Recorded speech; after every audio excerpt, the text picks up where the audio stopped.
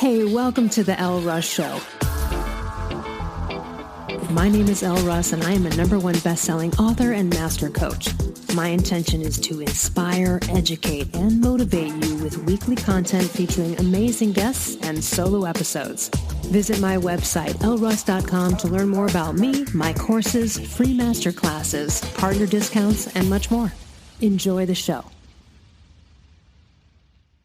Dr. Richard Jacoby, welcome to the show. How are you? I'm great. I'm in Arizona, and you're in not sunny California, unfortunately. Right. All right. My neighbor is beating us in this sunshine game. Listen, you have such a amazing career. You have written a couple of books, and we're going to talk about that today. Sugar and how horrific it is. People already know this, but we need to sort of really hit some of these points and tell us about your experience. First of all, what inspired you to become a doctor, go into the field that you did, and then what led you to go, uh-oh, we have a problem here? Well, that's a good question. It's been so long since I went to medical school, but Philadelphia is where I went, did my undergraduate work in that area. And then when I went to the Pennsylvania College of Podiatric Medicine in Philadelphia, I had the fortune of working in a research lab. In those days, we actually did a work study program, got paid $1 an hour or something like that. And I was assigned to Dr. Michael Sheff's clinic at the Ben Franklin Clinic, his world famous clinic. And they were studying PKU. And Dr. Sheff just recently came from London, worked with Watson and Crick in the discovery of DNA. So I was his research assistant. He taught biochemistry. I was one of his students. So that kind of started me on this idea of sugar because I was feeding the rats chows. Now, thinking back, that was sugar we were feeding them. Right. And the rats eat anything, but they're basically carnivores, just like we are. We say we're omnivores, but we're really genetically carnivores. We do best. I have no argument with that. Okay, great.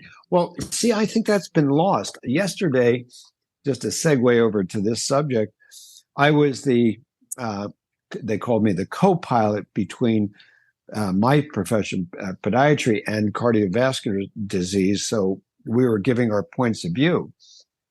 And this was an international congress. And cholesterol came up because I brought it up. They really never discussed this. They talked about the intervention, how to clean the gunk out of the arteries, but not how it got there in the first place. And my speech was on Lucy, our first primate. Our first primate, this is her 50th anniversary, by the way. Lucy, yeah. And Don Johansson, who's a friend of mine, and invited me to a meeting when I wrote my first book, Sugar Crush. And the topic was, what did Lucy eat? So I really got entrenched in that subject because Lucy was an ape that lived in the trees, morphed over to the savannah, tasted a few bugs, a little fat, meat, cooked it, changed her morphology, the shape of her body, and here we are. And she's sick, and she's in big trouble because she's eating sugar, and that's not her natural diet, but it tastes so good, we're all addicted to it. So that's the general story, how I got involved. And then I opened the first wound care center in Arizona at the Honor Health Hospital about 35 years ago. Chopped off a lot of feet, legs. That's the standard of care. And I started to say, wait a minute, this is craziness. And we really haven't changed that. So I was also fortunate to run into Dr. Lee Dellon out of Johns Hopkins, professor of neurosurgery, and he had a novel new procedure about 25 years ago, how to decompress nerves in the lower extremity. His background, actually, he started as a plastic surgeon, and back in the 70s and 80s, doctors always referred to a plastic surgeon for this new, unusual, rare disease called carpal tunnel. Isn't that interesting? Rare. So 1974, high fructose corn syrup was introduced into the human genome. Same year that Don Johansson discovered Lucy 50 years ago, same year that the home computer keyboard was invented by IBM. So we have these three major factors. So Dr. Dellon was being referred these carpal tunnel problems. In the 1960s, there were only 12 reported cases of carpal tunnel. 12. Last year, there were close to 600,000 cases in the United States alone. Well, I'll interject. I have a permanent hand disability, chronic tendonitis and tenosynovitis. And part of that, the boom of that too, is related to the tech industry, because that's when I got it in 1995.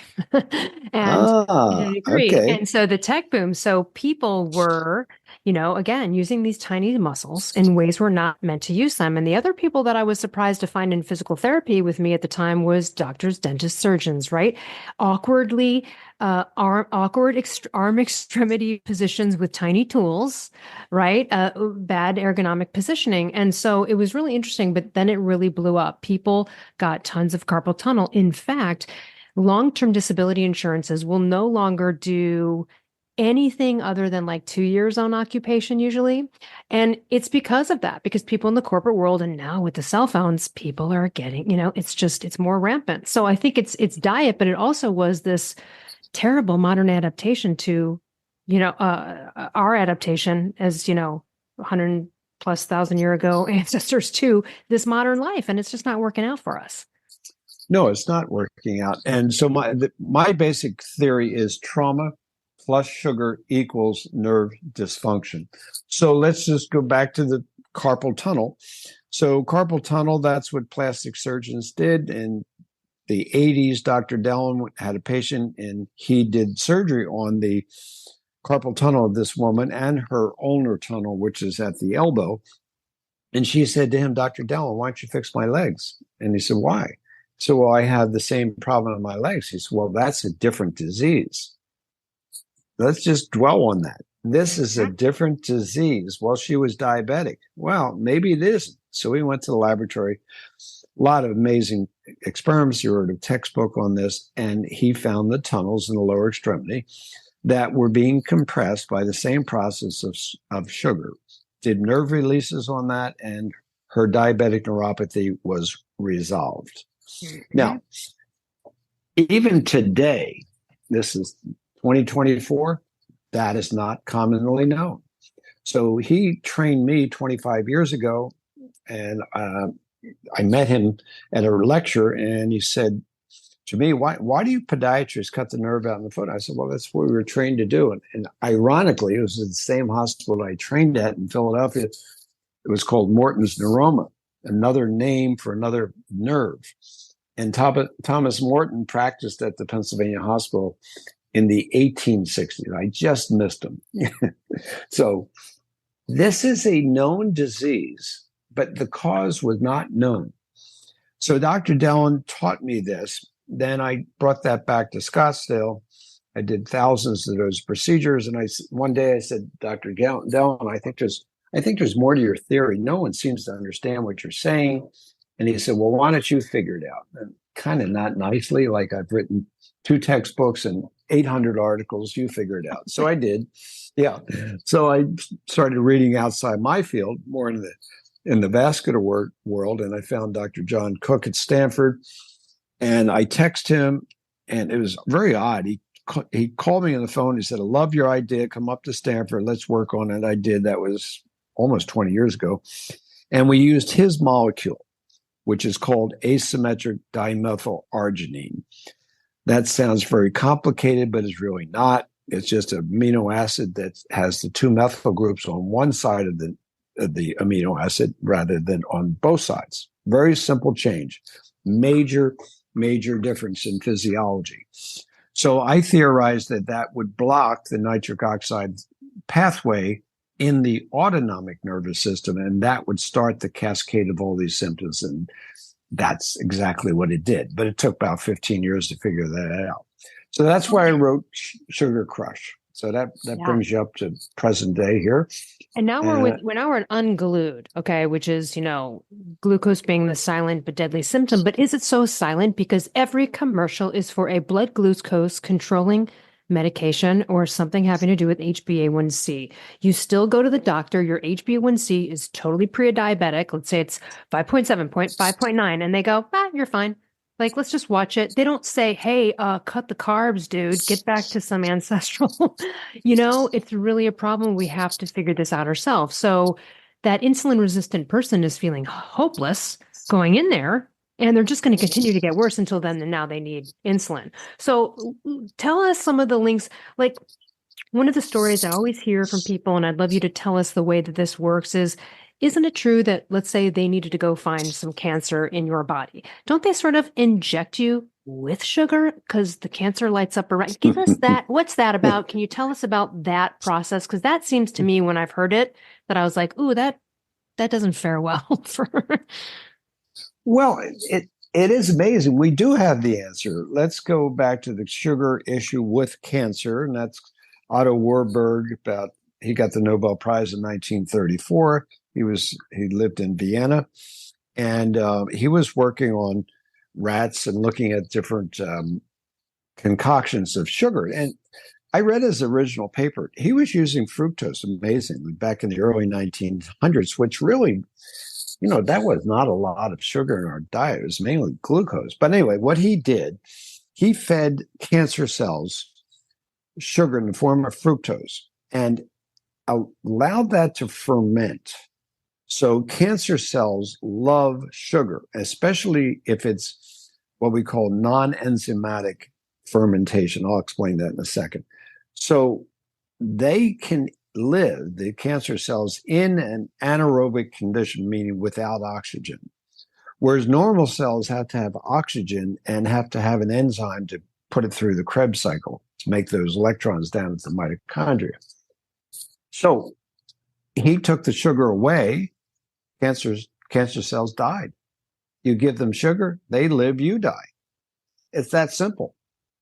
So I think you were referring to the PET scan, how to find that sugar in your body. So they took, that's called a positron emission tomography. Fancy word, but basically what it means is it's going to measure the metabolism of the cell at the cellular level. So you give the patient an infusion of radioactive glucose, and then you put the scan on them, see where that sugar is.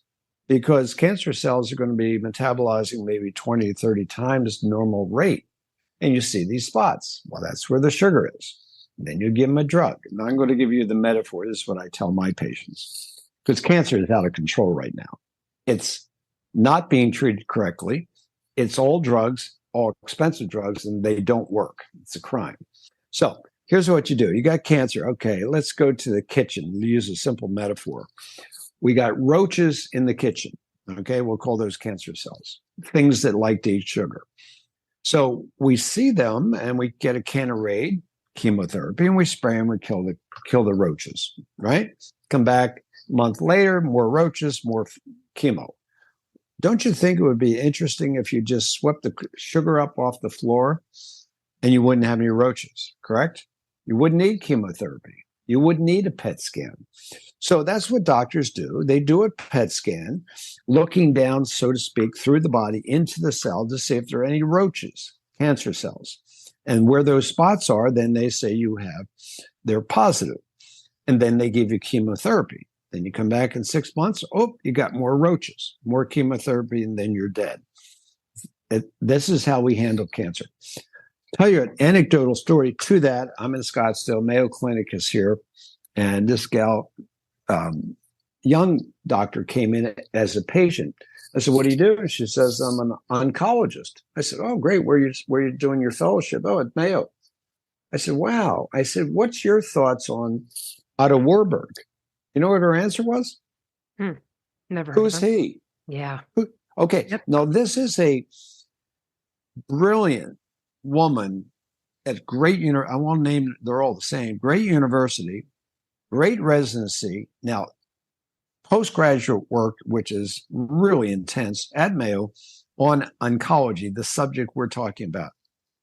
And she said, I don't know who you're talking about. I said, well, that's the Warburg effect. That's how, MRIs and PET scans and all this stuff.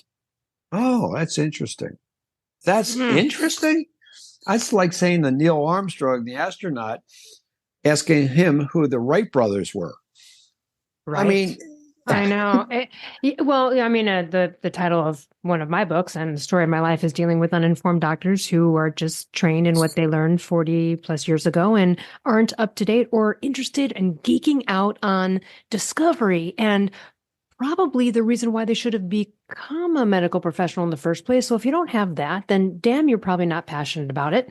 But I want to get back to unglued glucose sugar. So I love that description that it just speaks volumes to sugar.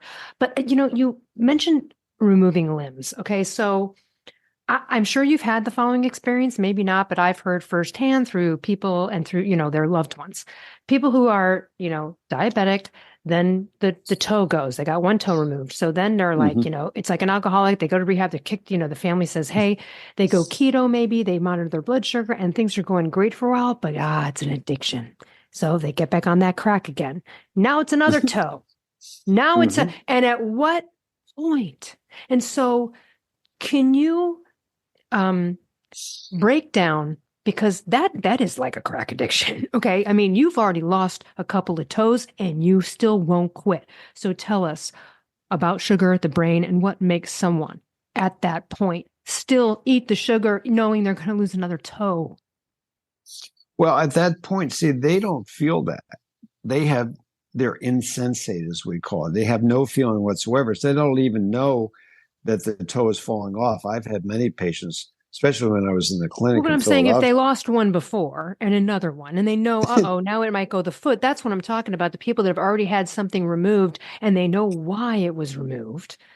But do they just not know the solution and they're not given the solution, so they keep eating the same way? Or can you, again, just trying to exemplify like the addiction level of sugar? Because I tell you what, I don't know. I'd like to think that if they took three of my toes away and they said, hey, your foot's next unless you stop this sugar shit, I would do everything I could to stop the sugar. But people don't, right? They don't. They don't. So No, tell you're us about this absolutely. addictive nature and like how bad it is. Well, I just go back to Philadelphia when I did not know exactly what the answer was. I was a student. And by the way, when you're a student, you're not asked what your opinion is. They don't care. You're there to regurgitate what they're Right. telling you. But I remember it was this one day in Philadelphia, and I was in a clinic. I was probably a third year student. And this guy came in and he said, got a problem with my foot. I said, well, take your shoe off. Let me take a look at it. Yeah, that sounds so macabre, but he didn't have any toes. I said, what's the problem? And he says, well, I lost my toes. This is a true story. I said, what do you mean you lost your toes? Well, I don't know where they are. And he goes, takes his shoe and we shook it and they fell out of the shoe. Are you kidding me? No, no. Okay, hold on. This is out of a horror movie, right? And it also seems so unbelievable. So are you saying his toes just, without him knowing, because of the neuropathy and stuff, just broke off from the side of his shoe and he took the foot out and just was like, didn't know there were other toes in there? Yeah, he Oh was a my God. homeless person and he was on the streets. So he never took his shoes off. So he didn't know. He knew there's some problem. Oh, And then we shook, and they actually healed. They had little stubs, but the bones and some of the flesh were on the toes inside his shoe. wow. So he had no feeling. So he didn't feel that. Mm, So why people lose their toes and know that they're educated, but actually they're not. I use this term. They've been educated into ignorance. right. Okay. They're not told that the sugar is doing that problem. I last weekend, you've probably been to Camelback, excuse me, Scottsdale, Camelback Inn. It's a beautiful place. That's where the International Congress of Vascular Surgeons were. We didn't talk about sugar once.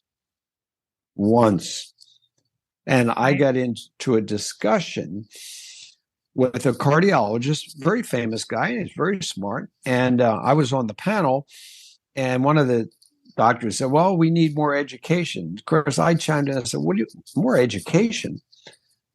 We've spent $1 trillion in one drug, and that's a statin drug, to lower the incidence of cardiovascular disease and peripheral vascular disease. It's sugar. And this doctor Yeah. said, No, it's not. It's cholesterol. No, it's not. That's your 1920s way of looking at it, right? We're doing a different thing now. It's amazing Not that then. doctors are still not.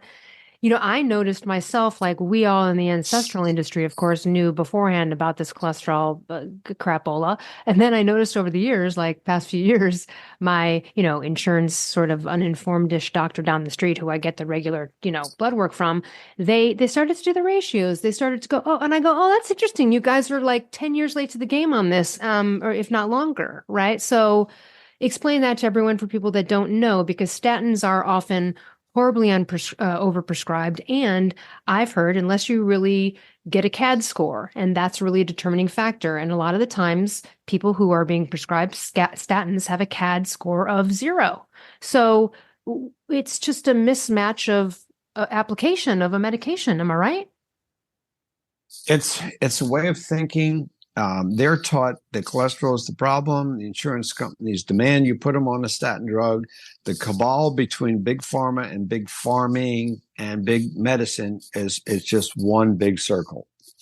So speaking of circle, let's go back to even the word circulation, because it means circle. In the 1600s, this is where all this stuff started. Actually, a little before that, they started to look at this, and the circle, they thought that the artery delivering the blood to the toes was a one-way street, but they knew there was a vein coming back up, but they didn't see the connection. Then the microscope came along, and William Harvey in the 1600s said, oh, look at the connection. This makes a complete circle. So that's what we call circulation.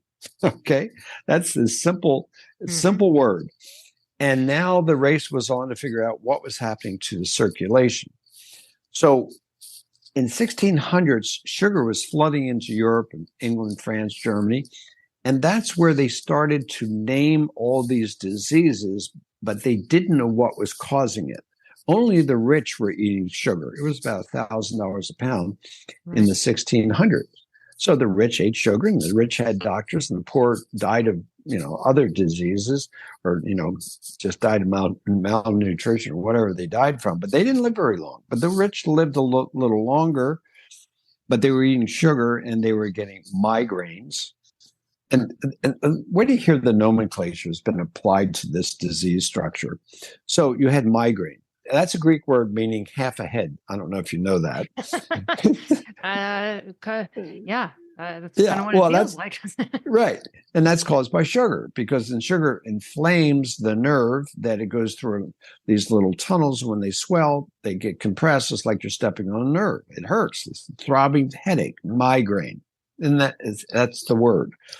So then the next word came along with Virchow in the 1860s. He looked at inside of an artery and he said, what's this gunk? Well, he spoke Greek, and he named Greek was athro in Greek, and sclerosis is hardened. So that became atherosclerosis, which you would know as hardening of the arteries.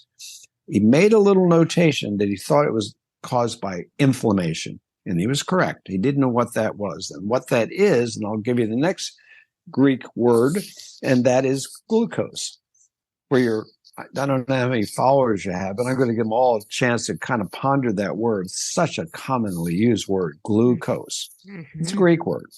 It means to adhere, to stick together. It's glue. That's what it is. And I'd like to inject, because I was pre-diabetic once. And when I went to go get my blood taken, the phlebotomist was like, I can't take any more of your blood. It's thick and sticky. And then I got my health in line there with that. And then next time I went in, flowing, beautiful, no problem. It's amazing. I've seen it firsthand myself. Right. I had thick, sticky blood.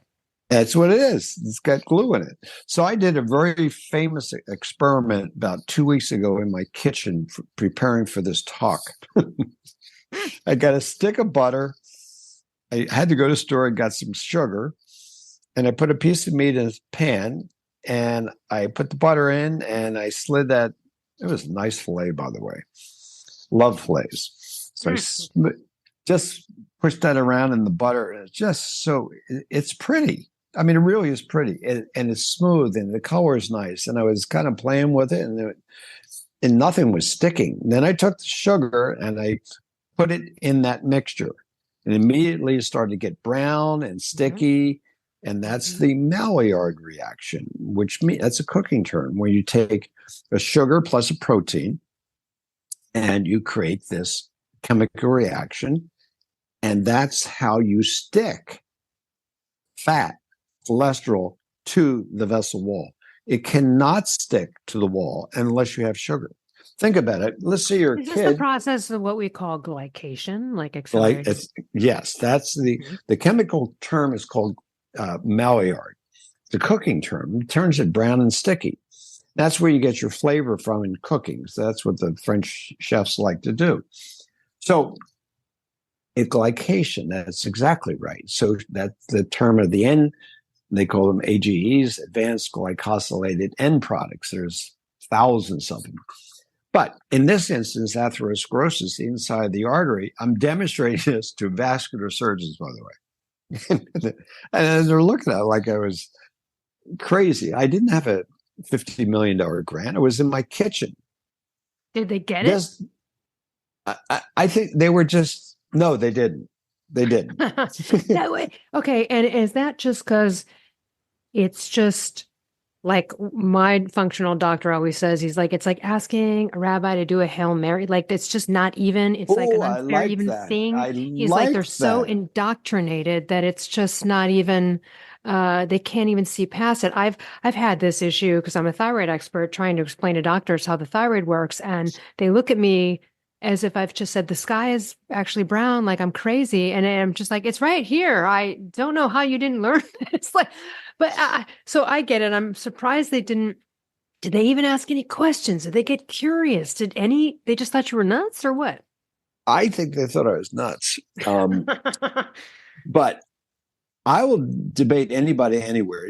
I think what the problem is. Yeah. I think, this is what the problem is.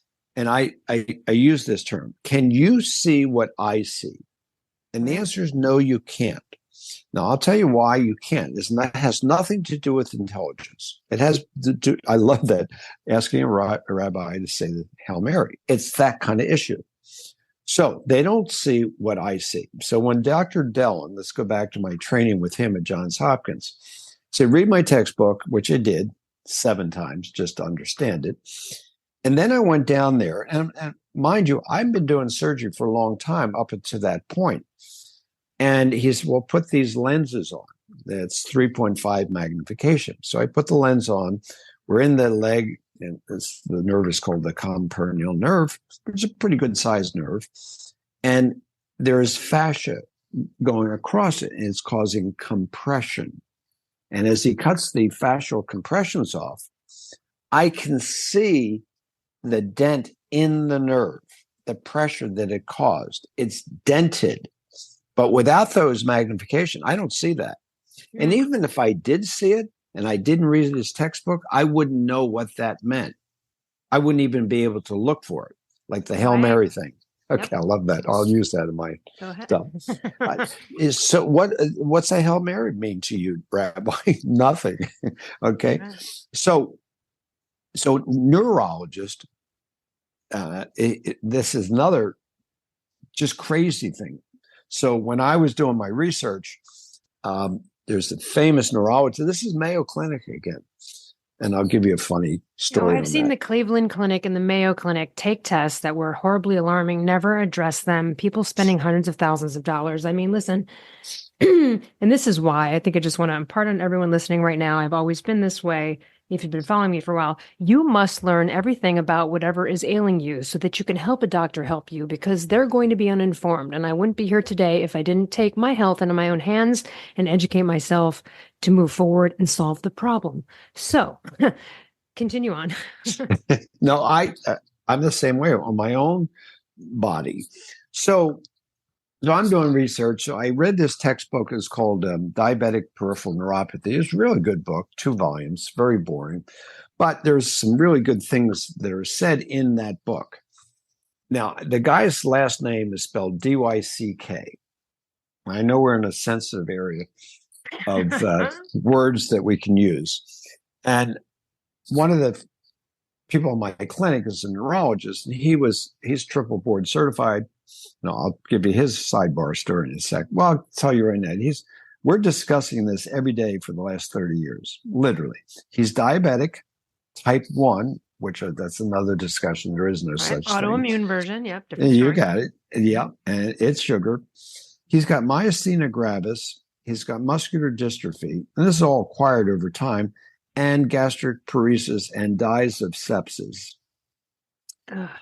Okay. He's brilliant. He's brilliant, but does not see what I see. He's not a surgeon. He's a medical doctor. So Dr. Dick, who's the head of Mayo Clinic Neurology Department, okay, he's the guy. And Dr. Dellon, who taught me at Johns Hopkins, and he told me this story because when I read the textbook at the end, it says, never do Dr. Dellon's decompression surgery because it's dangerous. So I called Dr. Dellon. I said, what is this? He said, well, yeah, I went up to Mayo Clinic. They're both full professors. It's not like me going in there. He's a full professor. And he sat in this waiting room, and Dr. Dick would not speak to him because he had a totally different viewpoint. Dr. Dellon is absolutely correct.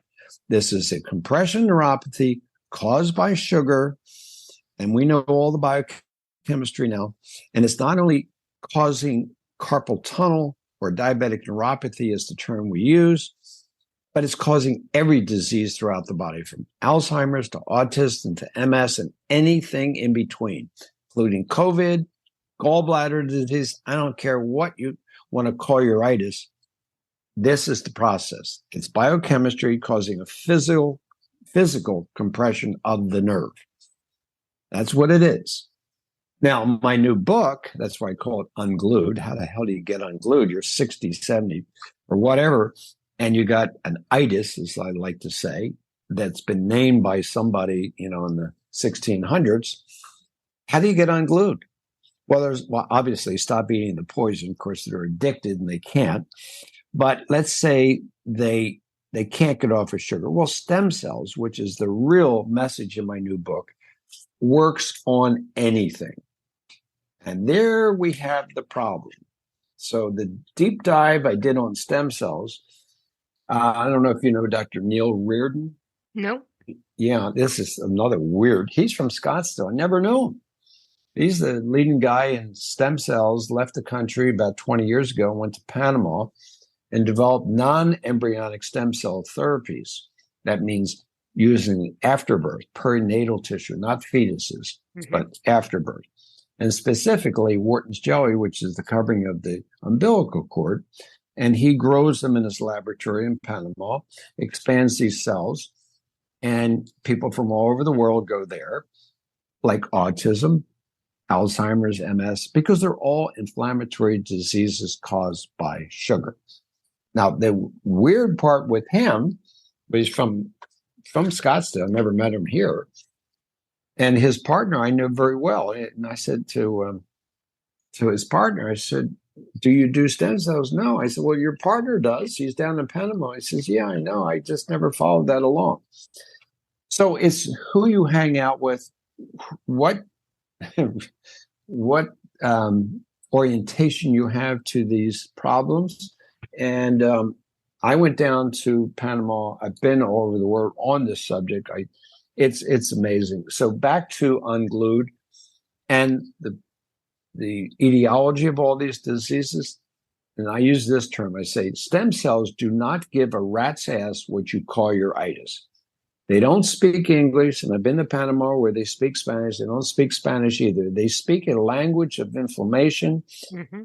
It's an immune system problem. It's in the paracrine system. It's packets of information. I know the mathematics of it. It's Fourier math.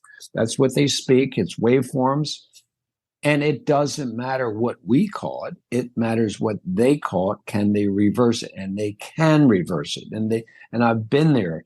I'll give you a little anecdote. The kids were there from all over the place with autism, which is just a horrible disease. And they were from U.S., Canada, Mexico, India. They all look very similar, by the way. And I'll tell you why in a second. So this one kid, he's about 12 or so, and he's eating, and they eat like dogs because they can't get enough sugar. His mother is feeding him pancakes, orange juice, and all the crap that is sugar. And I went up to her. I said, "It's your first time here?" And she said, "No, it's my third time." I said, "Really? Why would you? Does it work?" And she said, "Oh, of course it works. You get the infusion. He can't speak. He gets the infusion of stem cells, and he speaks." I don't know why I said this, but I said, "What did he say?" You know what he said? "I want a donut." The very cause of his autistic speech problem. So which nerve is that nerve? That's the hypoglossal nerve, the 12th cranial nerve. That's the problem. Is that amazing? Or did I lose the connection? No. I got you there. I accidentally, okay. So in that and getting unglued. So overall, to bring it all together here and talk a little bit more about what everyone can do to prevent this scenario, what are we talking about? What would you suggest in terms of carb content? Is it a standard like paleo ancestral? Hey, like hang out underneath. We always say like, look, unless you're a bricklayer or an NBA athlete, don't eat over 150 grams of carbs. But for example, I'm 5 feet 2 inches tall. I'm a small woman. For me, that would be too much every single day. So I kind of go in between and I find my own personal threshold of fat and protein and all of that. But I try to stay low carb. It works for me the best. And like I told you, I did have thick, sticky blood. So what are you suggesting for people? Because everyone's on this freaking train, unfortunately, because we can see the money being spent in the commercials to control it. So tell us a little bit more about some of your dietary recommendations. Well, I think if you have an itis, and what I mean that, let's say you have headaches, go off sugar completely for 30 days and do a carnivore diet. That's Lucy's diet. That's what the natural, normal human diet is. Oh my God, that's dangerous. Cholesterol, I have heart disease. No. See how we've been taught that? It's nonsense. Sugar causes heart disease. So go off of 30 days, do your own test. And then after 30 days, see how many itises you have. You probably have very few. Then maybe just start adding things back into your diet. See what it does to you. Do you get that itis back? Do you get a headache? Well, don't eat it. And I personally, Well, hold on, because I can see someone who's not knowledgeable in the arena that you and I are here with this, and they would say, "Oh, okay, that's easy," and then they're eating a bunch of bread and chips, which people don't think is sugar. So, can you let's clarify that it's carbohydrates, right? That's right. really what we're looking at. I don't care if it's a potato, a mango, or a Coca-Cola. We're looking at carbs, and so people don't realize that that's sugar. So, I just wanted to clarify that because yeah. Well, let's go back to what did Lucy eat?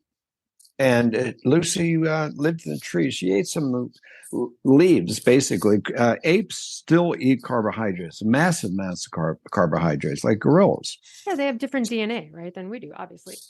Yeah, boy, it's very close. One of the features is on chromosome 2, they can synthesize vitamin C out of that carbohydrate. We can't, which is odd, and I'm not sure what the answer is. I have some ideas on that. But vitamin C is 2 carbons different than glucose.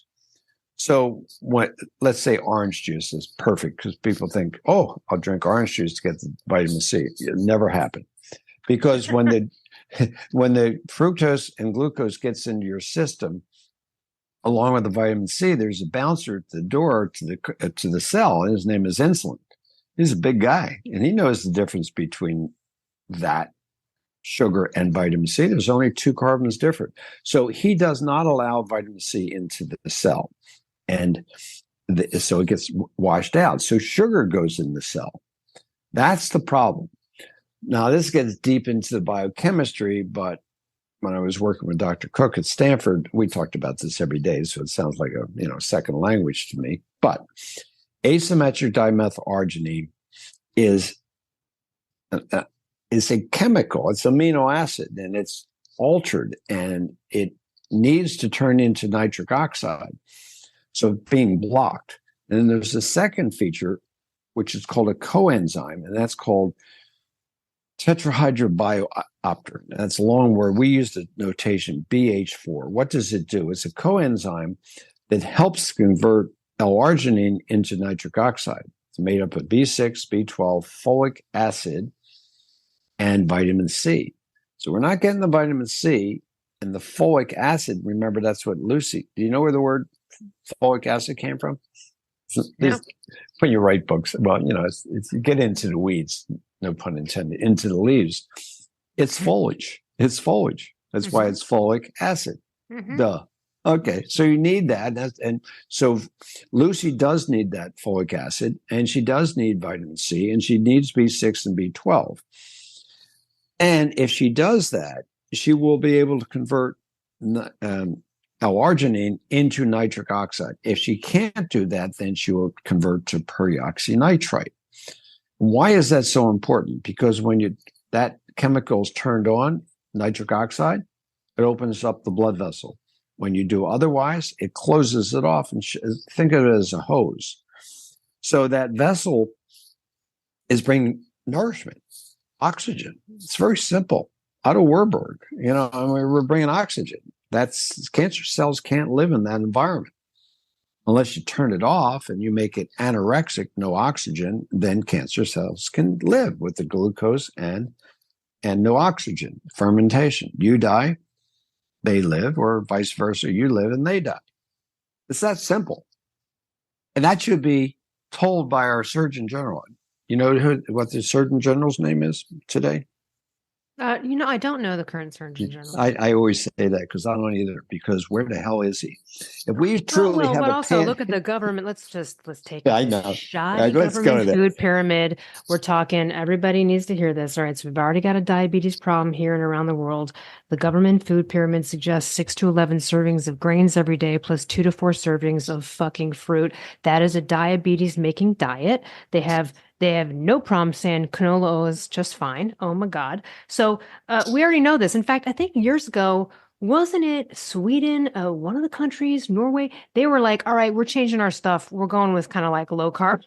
I think they just really did a number where they switched it up for their society, but that's really the problem. So anyway, obviously we can't trust that, which is why you have to go by your own blood work, your diagnostics, because if you followed that plan, you'd end up with thick, sticky blood. So we don't want to follow the government food pyramid, or you can try it, but just warnings. Yeah, it's upside down, and purposely so. Purposely so. Now, Peter Marks is the head of the FDA. Now, I say this somewhat in jest, and I've spoken to him in the past. I said he's an MD, PhD, very bright guy, but a very big agency. So I say, Dr. Marks, if you don't know what you and I are talking about here today, then you ought to be fired. If you do know what we're talking about, and you do know that it's killing massive amounts of people, then you have to say something. Oh, you should be cuffed. Turn around and get cuffed, because people are dying from this. This is not a joke. This is not a cosmetic thing. You're fat and I'm not kind of thing. You're dead. Now, I'll take that same concept. And I want to press that part a little further. Everyone listening, there are skinny fat diabetics. Okay, there are people that don't look to you like they would be diabetic. I was one of those pre-diabetic people, and I worked out every day, and you wouldn't have known. So Peter Attia famously also had that experience as a doctor, judging a patient for cutting off the leg, thinking, God, and then he got his blood work tested and was like, wait, what? Because he looked good in the mirror. So please don't let any of that cosmetic stuff trip you up into thinking you're healthy, because you could be more inflamed than the chunky person down the street getting a fast food meal, and you're judging them for it. Yeah. Now, I call them skinny holics. So they're on sugar, but they fully admit it. When they come in to see me, I know who they are, because they look healthy. And I say, you're a sugar holic. How'd you know? I said, well, I looked at all your symptoms. That's why.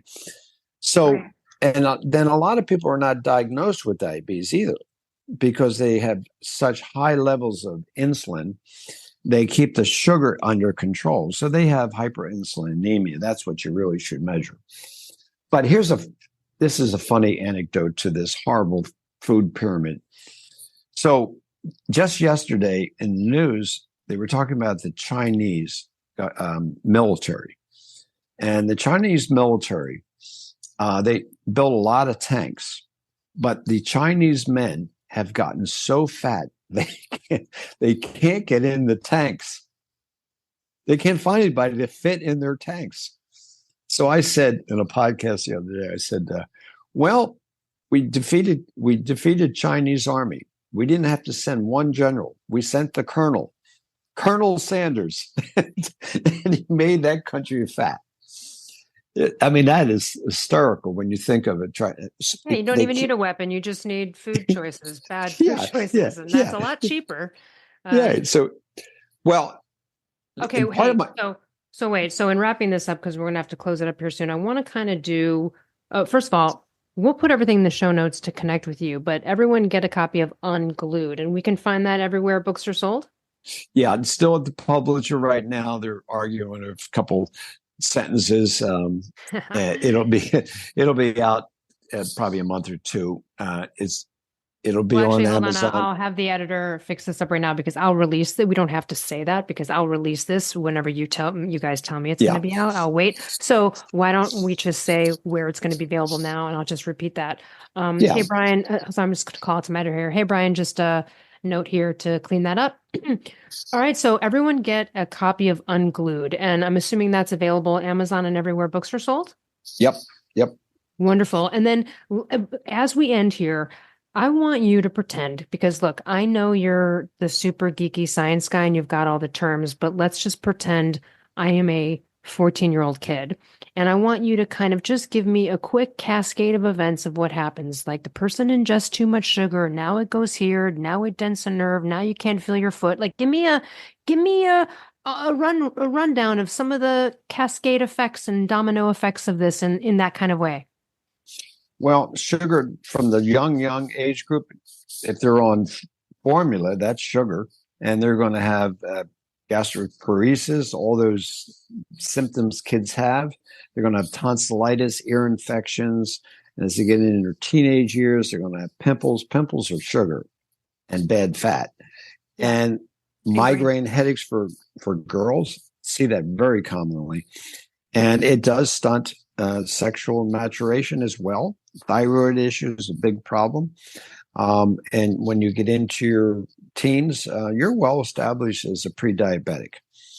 And it takes about 40 years for that chemical reaction to manifest into that term we use as diabetes mellitus. Now you're pumping, Greek word, pumping sweet urine out of your body. Mm-hmm. That's what it means. But prior to that, you have all those symptoms. So when you go in to see your doctor and talk about, I'm not a diabetic, but if you have those symptoms, you're on your way.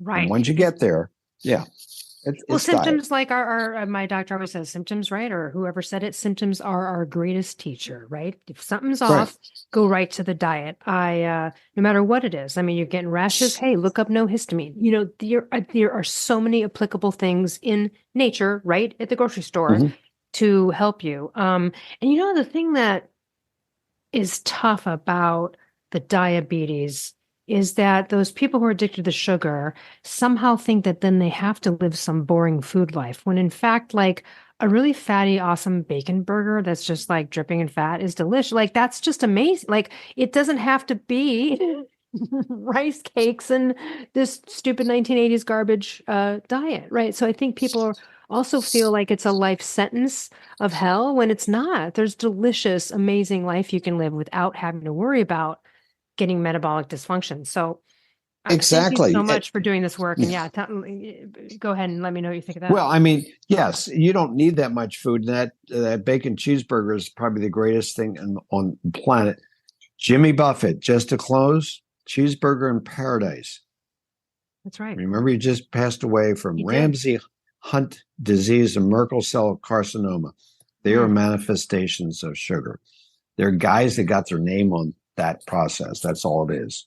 Yeah, sugar is. And read. If I could leave you one thing, go play that and get the lyrics and read the lyrics. You will be absolutely amazed. He did have paradise in the form of a cheeseburger. just the cheeseburger That's itself. right. Yes. That's all that it needed. That's all. Isn't that amazing? He wrote that in the 70s. Yeah, Wow. I love it. So we'll close with that. Jimmy I love Buffett. it. Thank you so much. And tell everyone, we'll put it in the show notes, but tell us your website where we can go to find more information about you. Well, the best one I think is Dr. Jacoby, Dr. Jacoby drjacoby.academy. So I have a course that I teach in there, and that's probably the best place to go. Awesome. Well, thank you so much for all the work that you do. And everybody, go get a copy of Unglued. Buy it for your relatives, people you know who are suffering that maybe you just can't have a conversation with, but maybe they just need a little bit of inspiration to get well. Thank you so much. And for everyone else, we'll see you next week. Thank you. Hey, listeners. Over the years, a ton of companies have approached me to collaborate, but I will only promote companies whose products I believe in and that I actually use and consume on a regular basis. So let me tell you about some of my favorite companies that I can offer you discounts for. Rep Provisions, an amazing company doing incredible things for our planet, topsoil, and animals with regenerative agriculture, and it's my #1 source for quality pasture-raised meat and chicken. Visit repprovisions.com and use code L15 for 15% off. I'm also obsessed with a company called Carnivore Crisps. They make a lean, all-natural, and delicious alternative to conventional snacking, made with just real meat and real salt. Totally addictive, and my favorite ones are the beef brisket and the ribeye. Visit carnivorecrisps.com and use code PALEO10 for 10% off. I also love and regularly use Paleo Valley products. They make amazing supplements and delicious paleo products. I use the superfood greens powder, grass-fed beef sticks, the organ complex, and their bone broth bars. I love the lemon and apple. I also use their essential C complex and more. Visit paleovalley.com/promos/Elle Russ for 15% off. I also love Primal Kitchen. They make delicious paleo-approved, gluten-free, grain-free, soy-free, and no refined sugar products. And I use them daily, from their collagen powders and sauces and marinades to their avocado and olive oil. So good, so healthy. Visit primalkitchen.com and use code L10 for 10% off. I also love paleo powder and use it almost on everything I cook. They make incredible seasoning blends, and they also have these incredible grain-free coatings that feel just like crispy breadings that you would have had prior to knowing that there's another way. So visit paleopowder.com and use code L15 for 15% off.